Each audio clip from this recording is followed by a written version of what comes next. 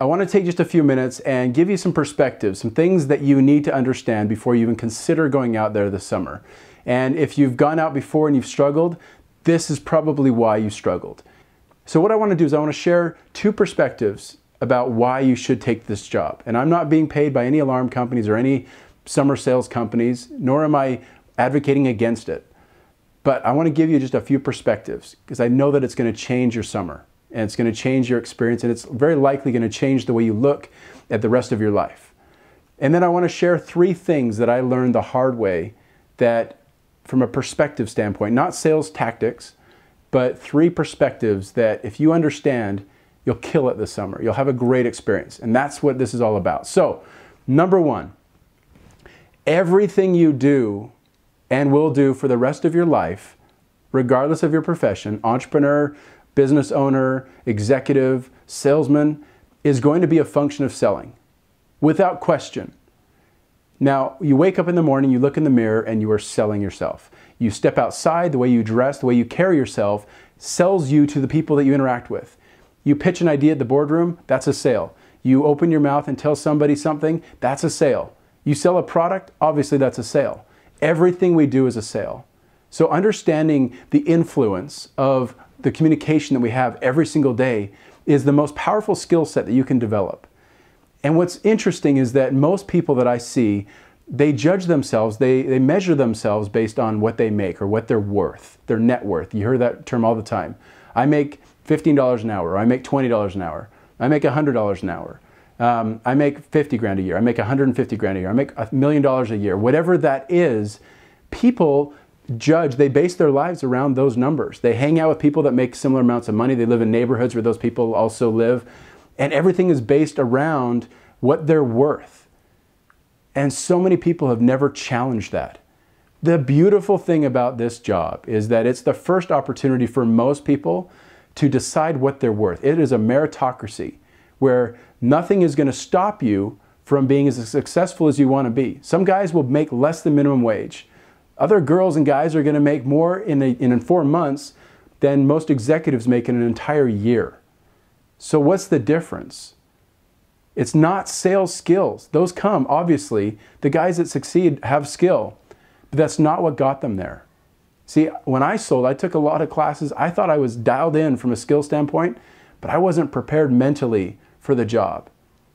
And that's what I want to talk about. So that's perspective number one. This is the best thing you can do because you put yourself in the gauntlet of adversity. It's a hard job. But if you can learn how to weather it and you can learn how to get through it and deal with it and be empowered by it, not crushed by it, you can do anything in your career. Nothing can stop you if you can make it through this job. So, powerful experience. Every entrepreneur needs to do this once in their life. And if you never sell again, no problem. But take this job, do it, because it's going to be one of the most powerful, life-changing lessons that you can possibly imagine. Number two, perspective number two, or opportunity number two, is leverage. Once you learn how to sell, it becomes a leverage game. See, selling is no different than everything else we do. The models that I teach my clients is based on an influence model. I don't care what your product is. I don't care if it's software or just a basic service. The model's the same. And when you can master the fundamentals of creating value for other people, discovering their needs, and then closing them, it doesn't matter. You can do anything you want. You can close anybody, because anybody that knows how to discover needs, create value, and take action with that is going to be successful. They will have the most secure job for all time. So if you can learn how to sell and master that skill set, then you leverage that. I did really well in summer sales, but after I got out and I got into real estate, I used those same skills and I started doing $1 million, $5 million, $10 million, $20 million deals on a regular basis. Sold over $250 million worth of products and services since I've been in alarms door to door. The skills are there, they're real, they're powerful, they'll change your life. They'll set you up for whatever you want to do. I'm an entrepreneur and I draw on the experiences that I had selling door to door every single day. So, 3 things that you need to be prepared for, that you have to have figured out before you go out this summer. Number 1 is why. Most guys go out there because they have nothing better to do. They're in college, seems like a fun job, their buddies are going out there, their buddies made a lot of money. Of course, I can too. Those guys get out there and they realize that that job that they had at home where they could hang out with their girlfriend or whatever it was that they were doing seems a lot cushier than it was when you were entertaining the idea of going out and living with your buddies. You need to know why.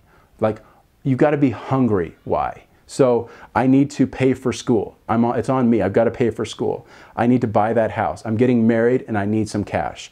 I need to learn how to sell. I need to figure out how to make good money in my life. I want to be successful. See, these are powerful reasons that are bigger than I want to go sell and knock doors for 4 months and piss people off all day long. And I want to do that for 4 months because that sounds like a fun job. It's not going to work. Farming is going to sound a lot better than knocking doors every single day, all day long, all summer long. Trust me. But if you know exactly why you need to be there, if there is a greater cause, a greater reason that's propelling you to be there, everything that you have to do will become natural, seamless, organic. You will be willing to do it because you see the purpose in it. It's like going to school. I really struggled through school, but I knew that I was making an investment in something bigger. So when you get that figured out, what it is for you, your why, the greater good, the greater cause for what you're aiming in your life to do, and you see how this is a perfect alignment to that, this will be really successful for you because you will understand why you need to work till it's dark and knock a few extra doors because you need the experience, you need the money, you need something. Number 2 is you need to take accountability. You have got to own your experience. I see so many guys, they come home and they blame their manager, they blame their area, they blame everything but themselves for their lack of success, for the reasons that they didn't sell or the reasons that they failed. And they build on those and they build on those and they create justifications for why they should quit. That why isn't there. And you don't need to be a sales pro to make it happen, but you need to take ownership. When you get home at the end of the day, you need to look in the mirror and you need to say, today was on me. My successes, my failures, I own that. One of my great friends, Sean Anderson, he didn't sell for the first 30 days of the summer. But every day he came home and he said, that's on me. I own that today. And I see that guy and I see that guy and I see her and they're all selling. And if they can sell, I can sell. And he pushed and he pushed and he pushed. And he took accountability, he took ownership. He didn't blame it on anybody. But he just was relentless to figure it out.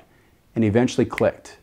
And then he sold again and again and again. He ended up being the top rep in that office because of his tenacity, because he was willing to own it. The guys that blame it on somebody else or something else, they go home, they drown their sorrows, they forget about it, they go out the next day, repeat the same thing, something comes along, a storm, they go watch a movie, and they always live in this area where they never really experience the growth, the adversity. It may hurt your pride to come home and get a 0, but you'll figure it out. If you want it and you're willing to embrace it, you will figure it out. The last thing is dealing with failure, dealing with adversity. This is a hard job. People are going to be mad at you. They're going to scream at you. They're going to call the police on you. You may even get a gun pulled on you. But you need to learn how to reframe your failure. See, when I went out my first summer, I was an emotional basket case. After the first month, I was the top first-year rep in the company. And I still managed to wake up every morning and worry that I wasn't going to be able to sell.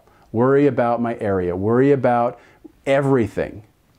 And it wasn't the right way. 87% of the things that we worry about will never happen in our lives. So throw that away. Learn how to reframe your failure and understand that there is no failure, only feedback. So when somebody says no to you, they're not rejecting you, you just didn't create enough value for them, or they don't have a need for the product. And the correlation between their needs and the value that you create didn't align. And you walk off that doorstep, you dust your feet, you do whatever you do, you mark an X on their driveway, whatever it is, and you wipe the slate, and you go to the next house, and you build that confidence up. See, the guys that you see that are going to be out there that are blaming, they're not taking accountability, and they're taking all the failure on themselves, they're going to get lower and lower, and they're going to beat themselves up, and their confidence is going to dwindle and dwindle until there's nothing left, and they're going to go home.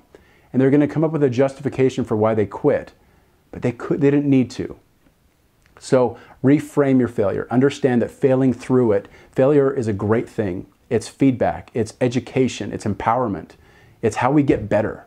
And you go home, you learn from your mistakes. You put them together, you say, what is the common thread here? What am I learning from this? And you move on. I used to lose all of my customers at the contract when I'd had to tell them there's a 3-year contract.